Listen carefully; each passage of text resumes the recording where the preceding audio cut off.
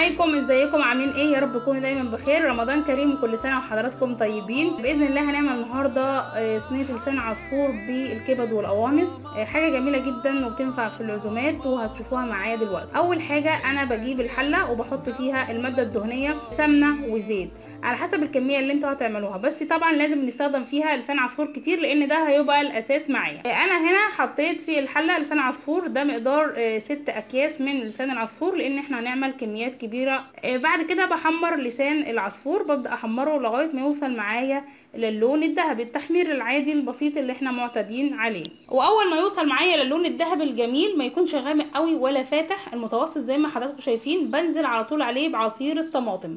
بفرم طماطم فريش وبنزل عليها مقدار شفشق من الطماطم، يعني لتر من عصير الطماطم. باخد غلوه معايا وبعد كده بنزل عليه بالشوربه او المرقه زي ما بتقولوا عليها. بعد كده بس طبعا بزود معايا كميه الشوربه لان لسان عصفور هيتشربها تماما، فلازم بتحطي كميه كبيره وبتاخد غلوه بتغلي وبقوم طافيه عليها، هو بقى بتشربها مع نفسه. واول ما يتشرب واعرف كده ان هو استوى، بضيف عندي الكبد والقوانص اللي انا معصجاها. كبد وقوانص معصجاها بالبصل والملح والتوابل والبهارات العاديه تماما. وبعد كده بحط هنا معايا فلفل متقطع اخضر، ولو حابه انت تحطي فلفل حامي ماشي حطي، بتبقى طعمها جميل جدا. بقلبهم كده في بعض عشان كل قطعه لسان عصفور تبقى فيها كبد وقوانص. بعد كده بجيب عند الصواني اللي انا هدخلها الفرن وبوزع فيها لسان عصفور اللي انا حطيت فيه الكبد والقوانص. وطبعا بتخلي السمك اللي انت عايزاه، بس ما بتخليها متوسطه زي قطعه الجلاش او قطعه المكرونه بالبشاميل. هي نفس الصواني اللي بتبقى الجدار بتاعها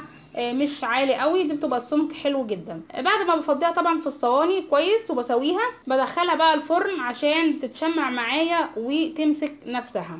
هي طبعا مستويه وكل حاجه بتبقى فيها مستويه، بس تدخل الفرن بتتشمع معايا وتاخد لون بقى جميل كده.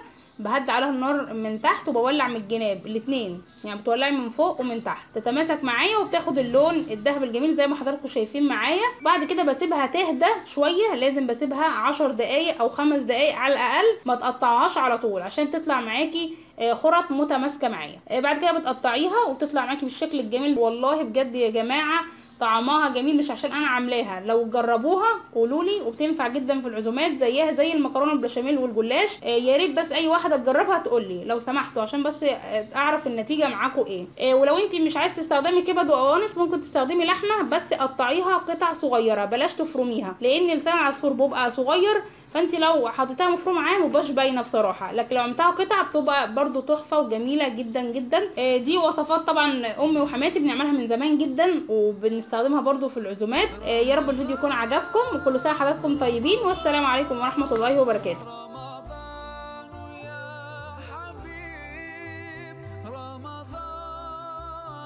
رمضان ليتك